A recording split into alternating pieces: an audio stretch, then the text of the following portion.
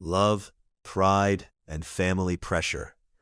Sometimes, the greatest mistake a man can make is not losing his wealth, but losing the woman who truly loved him. If you enjoy emotional, dramatic Nigerian stories filled with twists and lessons, don't forget to like and follow for more. Desmond Okafor's mansion in Lekki wasn't just a house, it was a statement. The moment the automatic gate slid open, everything about the compound whispered power. A long driveway lined with perfectly trimmed hedges led to a breathtaking duplex finished in white and glass. The exterior lights glowed softly even in the early morning, reflecting off the polished marble tiles like a luxury hotel. Inside, perfection. A massive chandelier hung like a crown from the double-height ceiling, casting golden light across the living room. The furniture was a blend of modern elegance, cream velvet sofas, gold-trimmed tables, abstract art pieces that cost more than most people's cars. There was even a digital wall panel controlling lighting, temperature, and security. Everything obeyed a command. Everything, except peace. Amaka sat quietly on one of the sofas, her back straight, her legs together, her fingers wrapped around a cup of tea that had long gone cold. She stared into space, her thoughts heavy. 7 years. 7 years of marriage. 7 years of love, patience, and lately, pain. From the corner of her eye, she saw the house staff moving cautiously, almost tiptoeing. That meant only one thing. Madame Ifoma was around. Right on cue, the sharp click of heels echoed across the marble floor. "Amaka!" The voice sliced through the room like a knife. Amaka straightened immediately. "Yes, Mama." Madame Ifoma appeared, dressed in an expensive lace wrapper and a perfectly tied gele that stood like a crown on her head. Gold jewelry sparkled on her neck and wrists, but her expression? Pure disapproval. She looked Amaka up and down as if inspecting something she regretted buying. "So you are still sitting here?" she asked, her tone dripping with sarcasm. "Or is sitting part of how you plan to get pregnant?" Amaka's fingers tightened slightly around the cup. "Mama, I just finished arranging the kitchen." "Did I ask about kitchen?" Madame Ifoma snapped. "I am talking about my grandchildren." The word hung in the air like pressure. Amaka swallowed. "Mama, we are trying." "Trying?" Madame Ifoma repeated loudly, throwing her hands in the air. "This your trying has lasted 7 years. Even a goat does not take that long." A maid passing by quickly turned and disappeared into the kitchen. Nobody wanted to witness this. Across the room, Desmond sat comfortably in a sleek black leather recliner, one leg crossed over the other, his phone in hand, scrolling, typing, completely detached. Amaka's eyes slowly shifted to him. This was the man who once held her hand under the rain when they had nothing. The man who used to whisper, "You're all I need." Now, he couldn't even look at her. "Mama," Amaka said softly, trying to keep her voice steady. "These things take time. The doctor said—" "The doctor?" Madame Ifoma cut in with a loud laugh. "Which doctor?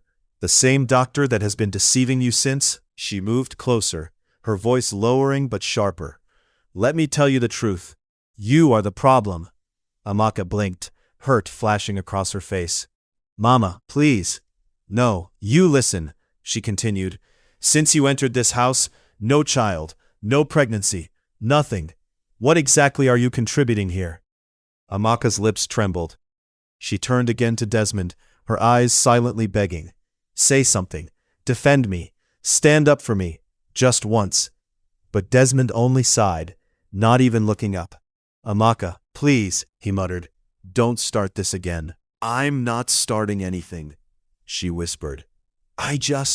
Then stop stressing my mother," he snapped, finally looking up, irritation clear on his face. The words hit her harder than a slap. Silence filled the room. Even the air conditioner seemed to pause. Madame Ifoma smirked slightly, satisfied. "You see," she said, folding her arms, "even my son is tired." Amaka slowly placed the cup on the table. Her hands were shaking now. "I have done everything," she said, her voice breaking despite her effort to stay calm. "Tests, prayers, medications. Then it means it is not meant for you, Madame Ifoma fired back instantly. Some women are not destined to be mothers. That one landed deep, too deep. Amaka stood up slowly. Her eyes were glossy, but she refused to let the tears fall. So because of that, I am nothing? She asked quietly. Madame Ifoma didn't hesitate. In this house? Yes, the words echoed. Amaka turned to Desmond one last time. Is that how you feel too? For a brief moment, there was hesitation in his eyes, a flicker of something, but it disappeared just as quickly. He looked away, and that was it. Something inside Amaka shattered completely. Not loudly, not dramatically, just silently. She nodded slowly. Okay, she whispered. No shouting, no argument, just acceptance, but not the kind they expected. Madame Ifoma waved her hand dismissively. Good, instead of standing there, go and pray harder. Maybe heaven will remember you. Amaka didn't respond. She simply turned and walked toward the staircase. Each step felt heavier than the last. Behind her, life continued. Her husband returned to his phone. Her mother-in-law sat down like she had just finished a successful meeting. But upstairs, in the privacy of her room, Amaka finally broke. She sank to the floor beside the bed, clutching her chest as silent tears poured out. God, she whispered through sobs, what did I do wrong? No answer came, only silence, and the faint echo of a home that was no longer hers, even though she still lived in it. The morning was unusually quiet, too quiet. No soft music from the ceiling speakers, no laughter from the staff quarters. Even the birds outside seemed to have agreed. Today was not a day for noise. Amaka knew something was wrong. She stood in front of the large bedroom mirror, adjusting the simple navy blue dress she had chosen. Her eyes were slightly swollen from the tears she cried the night before, but she had done her best to hide it. Today felt heavy, like something was about to end. Downstairs, the living room had been arranged like a boardroom. The curtains were drawn halfway, allowing just enough sunlight to reflect off the glossy marble floors. The chandelier above seemed colder today, its golden glow no longer warm. Madame Ifoma sat upright on the main sofa, legs crossed, her expression firm, like a judge ready to deliver a sentence. Desmond stood by the window, his back facing the room, his hands tucked into his pockets. He hadn't spoken a word since morning. Amaka stepped in slowly. Mama, Desmond, she greeted softly. Neither of them responded immediately. Her heart began to race. Is everything okay? She asked, her voice barely above a whisper. Madame Ifoma gestured to the seat across from her. Sit down. That tone. It wasn't a request. It was an order. Amaka obeyed for a few seconds. Silence. Then, a file landed on the glass table in front of her. The sound echoed louder than it should have. Amaka flinched slightly. Her eyes dropped to it. White papers, stamped, official. Her hands trembled as she slowly reached out and opened it. The words blurred at first, but then they became clear. Divorce agreement. Her breath caught. She blinked once, twice, then looked up. Desmond? She whispered. He still didn't turn. I think it's best we end this, he said flatly. Just like that. 7 years, reduced to one sentence. Amaka stared at him, disbelief written all over her face. End? What? She asked, as if she hadn't understood. Our marriage, he replied, still not looking at her. The room spun. Amaka let out a small, broken laugh. You're joking, right? No one laughed with her. Madame Ifoma leaned forward. This is not a joke, she said coldly. We have tolerated this situation long enough. Amaka's fingers tightened around the papers. Tolerated? She repeated. Yes, Madame Ifoma continued. 7 years with no child, no heir, no future. What exactly are we managing? Amaka turned to Desmond again, her voice shaking now. Is this what you want? Finally, he turned, but his face was unreadable. I need a child, Amaka. The words pierced straight through her. Tears filled her eyes instantly. So that's it, she asked. That's all I am to you? A baby-making machine? Desmond sighed, frustrated. Don't make this harder than it has to be. Her chest tightened. Harder? She whispered. Desmond, this is my life. And this is mine too, he snapped suddenly. I can't keep waiting forever. The outburst shocked even him. Silence followed. Heavy. Painful. Amaka stood up slowly, clutching the papers. When you met me, she began, her voice trembling, you had nothing. Madame Ifoma rolled her eyes. Here we go again. I stood by you, Amaka continued, louder now. When your business was failing, when nobody believed in you. Desmond looked away again. I sold my jewelry to support you, she added, tears now falling freely. I skipped meals so you could invest in your dreams. Madame Ifoma clapped sarcastically. Congratulations. Do you want a medal? Amaka ignored her. She took a step closer to Desmond. I loved you when you were nothing, she said softly. But now that you have everything, I am suddenly not enough?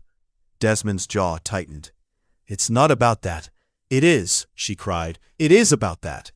Madame Ifoma stood up abruptly. Enough of this drama, she snapped. Desmond, tell her the truth. Desmond hesitated, just for a second. Then, I want a wife who can give me children, he said. Final, cold, unapologetic. That was it, the final blow. Amaka went still, completely still. Then something unexpected happened. She smiled. Not a happy smile, a painful, knowing one. Okay, she said quietly. Madame Ifoma blinked, surprised. Okay? Amaka nodded. Yes, okay. She picked up a pen from the table. Her hands were shaking, but her expression was calm now. Too calm. Desmond watched her, confusion flickering in his eyes. You're not going to fight this? He asked. Amaka looked at him, really looked at him. I already lost you, she said softly. There's nothing left to fight for. The words hit harder than any insult. She bent down and signed the papers. Her name, her identity, her marriage all reduced to ink on paper. She dropped the pen. It's done. Madame Ifoma let out a satisfied sigh. Finally, peace. Amaka picked up her small handbag. She had already packed her things. Somehow, deep down, she had known this day would come. As she turned to leave, she paused, then slowly faced them again. Her eyes landed on Desmond. You will regret this, she said quietly. Madame Ifoma laughed loudly. Regret? For removing bad luck from this house? Please. Amaka didn't respond. She simply looked at Desmond one last time. I pray one day you understand what you lost. And then, she walked away. No shouting, no begging, no looking back. The massive doors of the mansion opened. Bright sunlight hit her face. For a moment, she closed her eyes, took a deep breath, and stepped out. Inside the mansion, silence returned. But this time, it wasn't peaceful. It was empty. Desmond stood there, staring at the door she had just walked through. For a brief second, something felt wrong, very wrong, but he shook it off, convincing himself he had made the right choice. Upstairs, one of the maids whispered to another, Madame Amaka was a good woman. The other nodded sadly. Yes, but this house doesn't recognize good things until they're gone. The mansion changed, but not in the way anyone expected. 2 months after Amaka left, everything looked newer, brighter, better. Madame Ifoma had personally supervised a mini-renovation as if changing the environment would erase the past. The living room now had a redesigned layout. Out went Amaka's soft, warm decor. In came bold luxury, cream and gold panel walls, a larger crystal chandelier, imported Italian sofas arranged in sharp angles, smart LED strip lights glowing beneath the furniture. Even the scent had changed, from Amaka's soft vanilla fragrance to something stronger, more expensive, and somehow colder. To Madame Ifoma, this was a new beginning. To the house itself, it felt like pretending. Desmond, sit properly, Madame Ifoma snapped one afternoon. I am sitting properly, he replied lazily, scrolling through his tablet. You are slouching like a man without responsibility, she fired back. Today is important. Desmond sighed. Mama, it's just a meeting. It is not just a meeting, she cut in sharply. It is your future. Before he could respond, the front door opened. A maid rushed in. Mama, they are here. Madame Iphioma's face lit up instantly. "Ah, bring them in." A few seconds later, they entered. First, an elderly woman with a wide smile and overly respectful posture. Behind her, Chioma. She couldn't have been more than 23, fair-skinned, soft-faced, dressed in a simple Ankara gown that looked almost out of place in the luxurious setting. Her eyes were lowered, her hands clasped tightly in front of her, nervous, careful, uncertain. Madame Iphioma stood up with excitement. "Welcome, welcome," she said, spreading her arms. "You people took too long." The older woman laughed nervously. "Traffic, ma." Madame Iphioma waved it off. "No problem, you are here now." Her eyes shifted immediately to Chioma. This time, her smile was different, calculated, satisfied. "So this is the girl?" she asked, walking closer. Chioma bowed slightly. "Good afternoon, ma." Madame Iphioma circled her slowly, inspecting her like a buyer in a market. "Turn around." Chioma hesitated, then obeyed. Desmond watched the whole thing, mildly uncomfortable. "Mama, is this necessary?" he muttered. "Keep quiet," she snapped. "Do you want a child or not?" That shut him up. Madame Iphioma hummed, nodding. "She looks healthy." The older woman quickly added, "She is very strong, ma. No sickness. In our family we produce children easily." Madame Iphioma's smile widened. "Good, very good." Chioma stood there, still silent, still nervous, still unaware of what she had truly stepped into. Within 2 weeks, the introduction was done. The wedding followed quietly. No grand celebration, no love story, just an arrangement. Chioma moved into the mansion, and just like that, she became the new Mrs. Okafor. At first, everything seemed fine. Madame Iphioma treated her well. Too well. "My daughter," she would call, guiding her around the house. "You need strength," Desmond tried, in his own way. He bought her gifts, expensive ones, but there was no connection, no laughter, no warmth, just obligation. 3 months passed. Madame Iphioma's patience began to thin. One morning at breakfast, "So?" she asked suddenly. Chioma blinked. "Ma? Any news?" Chioma lowered her eyes. "No, ma." The dining room went quiet. Madame Iphioma forced a smile. "It's okay, it will come." But her tone had already changed. 6 months. Nothing. Now, the questions became sharper. "You are eating well?"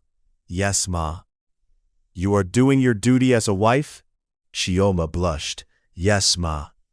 "Then why is nothing happening?" Chioma had no answer. 1 year later, the mansion was no longer peaceful. The same tension, the same silence, the same pressure. History repeating itself. "Useless girl," Madame Iphioma screamed one afternoon, her voice echoing through the house. Chioma stood in the middle of the living room, tears streaming down her face. "I am trying, ma." "Stop saying that," Madame Iphioma shouted. That was the same nonsense the previous one was saying. The word previous one hit differently. Amaka. Even in absence, she was still present. Desmond sat on the couch, watching. Quiet. Detached. Again. "Say something." Madame Iphioma turned to him angrily. "Is she not your wife?"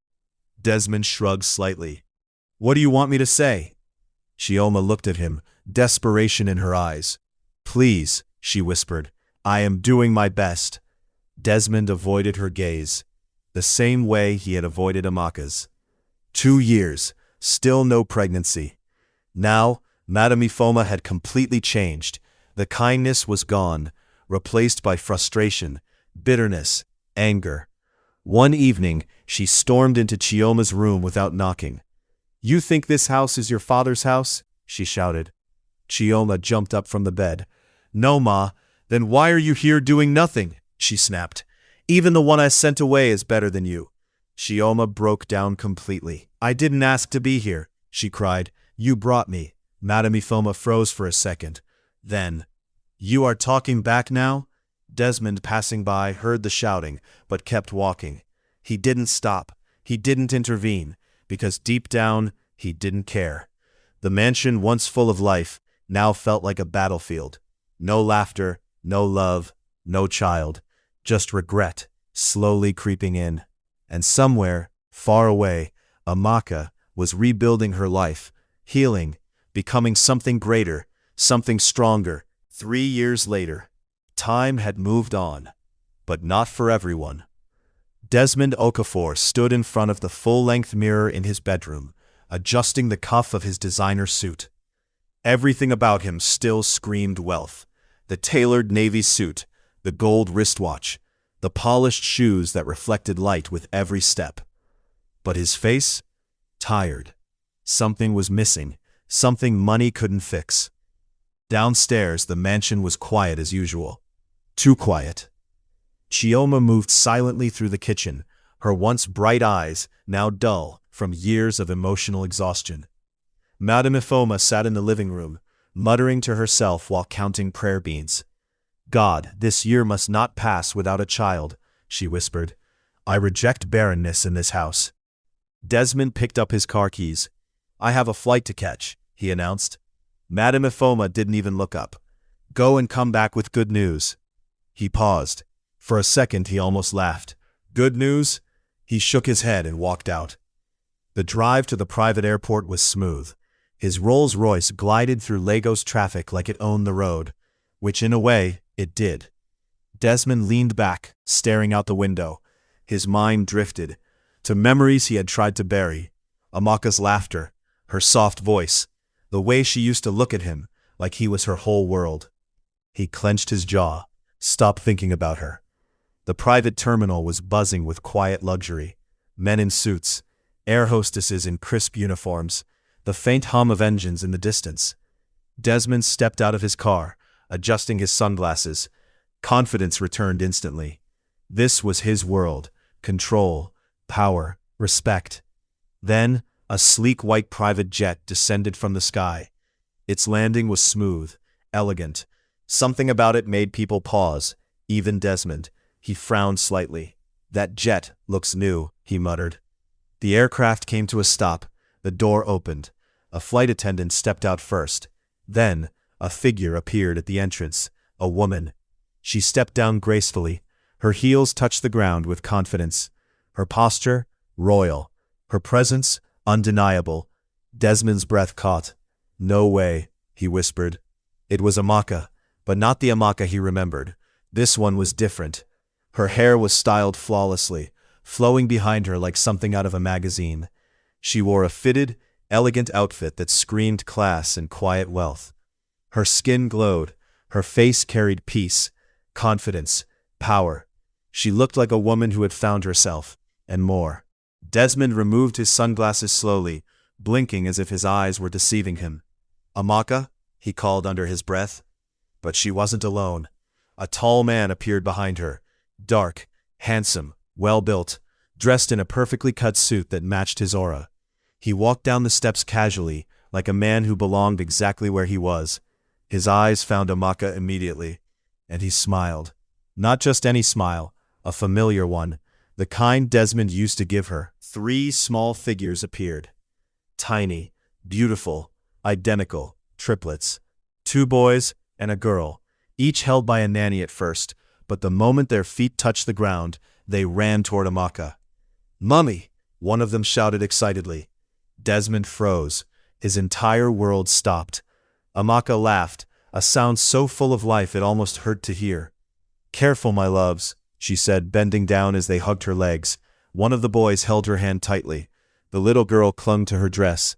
The man beside her chuckled. "Let me carry one before they pull you down," he said warmly. He picked up one of the boys with ease. The child rested comfortably against him. Familiar, natural, like they had done this 1,000 times. Desmond's chest tightened painfully. No, this doesn't make sense," he muttered. He took a step forward, then another, until, "Amaka!" his voice rang out, loud, sharp, demanding. Everything paused. Amaka turned slowly, her eyes met his. For a brief second, time stood still. Memories flickered between them. 7 years of love, one painful ending, and now, this. "Oh," she said softly, not shocked, not emotional, just calm. "Desmond," he walked closer, his heart pounding loudly in his ears. "What is this?" he demanded, pointing at the children. What is going on? Amaka straightened. Her expression didn't change. What does it look like? She asked gently. It looks like a lie, he snapped. You said you couldn't have children. A slight pause. Then, Amaka tilted her head. No, Desmond, she said calmly. I never said that. The words hit like a slap. The man beside her stepped forward slightly, protective but composed. Is there a problem? He asked. Desmond's eyes snapped to him. And who exactly are you? He demanded. Amaka didn't hesitate. She smiled, small, confident, certain. My husband. Silence, heavy, unforgiving. Desmond laughed bitterly. Husband? He repeated. So you moved on just like that? Amaka raised an eyebrow slightly. 3 years, Desmond. Her voice was steady. How long did you expect me to wait? He had no answer. One of the children tugged her hand. Mummy, who is that? The little girl asked innocently. Amaka looked down at her daughter, then back at Desmond. Her gaze softened, just slightly. No one important, she said. That one broke him. The man beside her wrapped an arm around her waist gently. Let's go, he said. The car is waiting. Amaka nodded. As they began to walk away, Desmond stood frozen, watching, unable to move, unable to speak. The children laughed as they locked. The man whispered something to Amaka that made her smile. A real smile. The kind she hadn't given Desmond in years. And just like that, they were gone. Desmond stood there long after they disappeared. The noise of the airport returned slowly, but he couldn't hear any of it. His mind was replaying one thing, over and over. No one important. For the first time in years, Desmond felt something he couldn't control. Not anger, not pride, not ego. Regret. Deep, painful, unavoidable. He had lost her, completely, and now someone else was living the life that was once his. Desmond didn't remember how he got into his car. He didn't remember starting the engine. He didn't remember the drive. All he could see was Amaka. Her smile, her confidence, her children, her family. His grip tightened on the steering wheel. No, this doesn't make sense, he muttered repeatedly, his voice shaking. How? How did she have children? His chest rose and fell rapidly. And triplets? He let out a dry, broken laugh. 3 children at once. The sound of his own voice felt strange to him, unfamiliar, like he was no longer in control. Suddenly, he made a sharp turn. His driver, seated in front, glanced back nervously. Sir? Hospital, Desmond said firmly. Now. Minutes later, the car screeched to a stop in front of a private medical facility. Desmond stepped out before the door was fully opened. His legs moved fast, almost running. Staff greeted him, but he ignored them. I need to see Dr. Adebayo. Now. Inside the office, the air smelled of antiseptic and quiet professionalism. Dr. Adebayo sat behind his desk, flipping through a patient file when the door burst open. He looked up, startled. Mr. Okafor? Desmond didn't sit, didn't greet, didn't breathe properly. You told me my wife was the problem, he said immediately. The doctor frowned. I'm sorry? My ex-wife, Desmond snapped. Amaka, you said she couldn't have children. The doctor's confusion deepened. No, I didn't. Silence. Desmond blinked, slowly, dangerously. What do you mean you didn't? Dr. Adebayo adjusted his glasses, now fully attentive. Mr. Okafor, I think there's been a misunderstanding. He reached for a file, opened it, flipped through pages, then turned it toward Desmond. These were your test results. Desmond stepped closer reluctantly. His eyes scanned the paper. Medical terms, numbers, conclusions. Then he saw it. Low fertility count, male factor infertility. The words blurred. His heartbeat pounded loudly in his ears. No, he whispered. The doctor spoke carefully. There was an issue, but it wasn't from your wife. Desmond staggered back slightly. That's not possible. It is, the doctor replied gently. We ran multiple tests. The results were consistent. Desmond shook his head repeatedly. No, you're lying. I have no reason to lie to you. Desmond ran his hands through his hair, pacing. Then why Why was I told something else? The doctor paused, then said slowly, I informed your mother. Everything stopped. What? Desmond asked, his voice barely audible. Your mother was the one who came to pick up the final report, the doctor explained. You had already left that day. Desmond's breathing became uneven. And you told her this? Yes. And she said, what? The doctor hesitated. She didn't seem to accept it. A hollow laugh escaped Desmond's lips. Of course she didn't. I assumed she would discuss it with you, the doctor added. I even suggested possible treatments, options, but she seemed convinced the issue was from your wife. Desmond closed his eyes tightly. Memories flooded back. His mother's accusations, her constant insults, the pressure, the manipulation, and him believing everything. I divorced her, he whispered. The doctor didn't respond. There was nothing to say. I divorced my wife because of a lie, Desmond continued, his voice cracking. It wasn't just a lie, the doctor corrected gently. It was a misunderstanding that wasn't clarified. Desmond let out a bitter laugh. Misunderstanding? He repeated. Doctor, I just saw her today. The doctor looked up. And? Desmond's eyes were empty now. She has 3 children. A pause. Triplets. The doctor's eyebrows lifted in surprise. Triplets? Yes, Desmond said, his voice hollow. With another man. Silence filled the room. Heavy, uncomfortable, real. The doctor leaned back slowly. Well, that confirms it. Desmond looked up sharply. Confirms what? That she was never the problem. That was the final blow. Desmond sank into the chair behind him. For the first time since entering the room, he looked small, broken, lost. All this time, he whispered, I blamed her. The doctor sighed softly. You're not the first man to make that mistake, he said. But unfortunately, not everyone gets the chance to fix it. Desmond let out a shaky breath. I lost her, he said.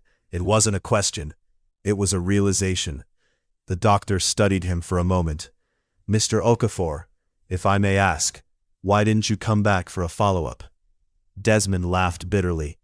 My mother said everything was fine. The doctor nodded slowly. I see. Desmond stood up suddenly, anger rising now. Hot, sharp, directed. Not at Amaka, not at the doctor. At one person. My mother, he muttered. Without another word, he turned and walked out. His steps were heavy, determined, dangerous. Back in the car, he slammed the door shut. Home, he ordered. As the car sped off, Desmond stared ahead, his jaw clenched tightly. His mind replayed everything.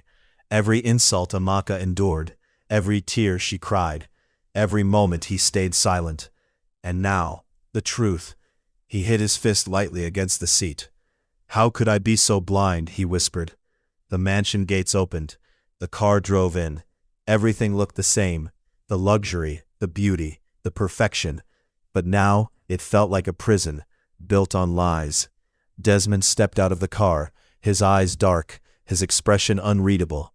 Inside, Madame Ifoma sat comfortably, watching television, laughing at a comedy show, unaware, unbothered, unprepared.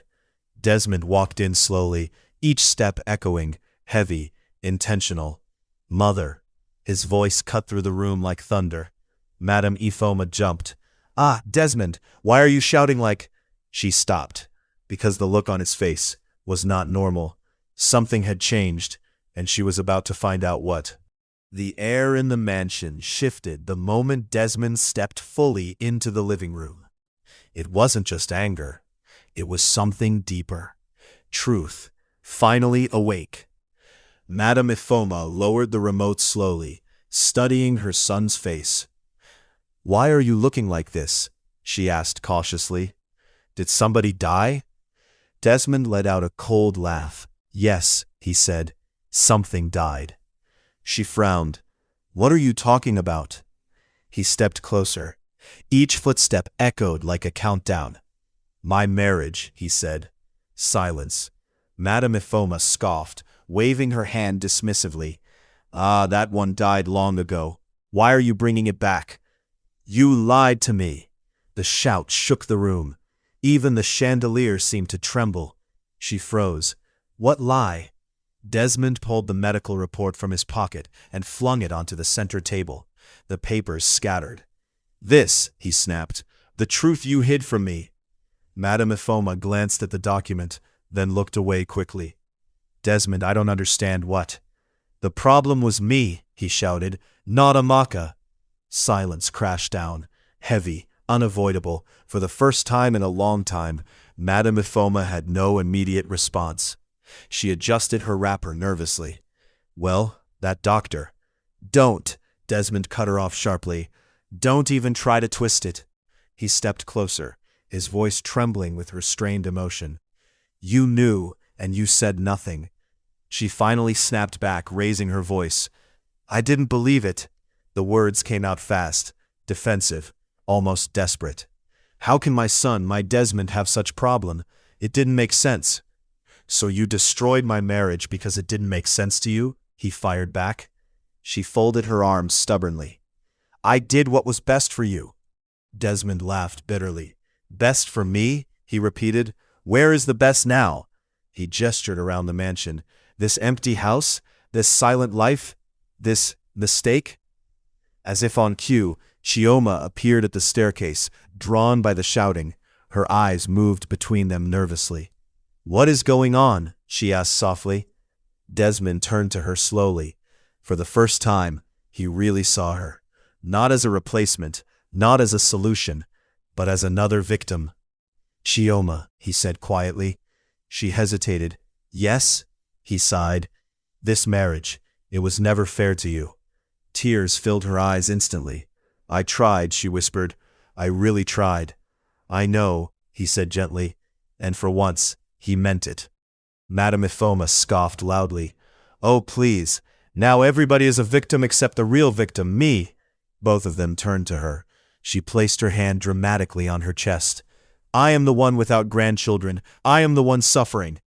Mama, Desmond said firmly, cutting her off. This time his voice was calm. Too calm. You are the reason for everything. That hit differently. She blinked. What did you just say? You chased away a good woman, he continued. You ignored the truth. You forced me into a marriage that was built on pressure, not love. He paused. And now, look at us. Silence. Even Madame Ifoma had nothing to say. Desmond picked up his car keys slowly. I'm leaving. She frowned. Leaving? Going where? He looked at her. I don't know yet. Then he added, but I know I can't stay here. He turned to Chioma. You deserve better, he said. We'll settle everything legally. You'll be taken care of. Chioma nodded slowly, tears slipping down her cheeks. Thank you, she whispered. Madame Ifoma panicked. Desmond, you can't just walk out. This is your house. Then turned back one last time. It stopped being my home a long time ago, and with that, he walked out. Days later, Desmond stood outside a beautiful modern home. Glass walls, green lawns, soft laughter echoing from inside. He didn't knock. He just stood there, watching. Through the window, he saw her, Amaka, sitting on the floor with her triplets, laughing as they played. Her husband walked in, carrying snacks, and the children ran to him excitedly. He kissed Amaka's forehead gently. She smiled, peacefully. Desmond exhaled slowly. There was no anger left, no pride, just acceptance. He whispered softly, almost to himself, I'm sorry, but the wind carried the words away, because some apologies come too late. He turned and walked back to his car. This time, he didn't look back. Final message, lesson. Sometimes, the people we trust the most can lead us to our greatest mistakes. And sometimes the love we take for granted becomes the life we can never get back.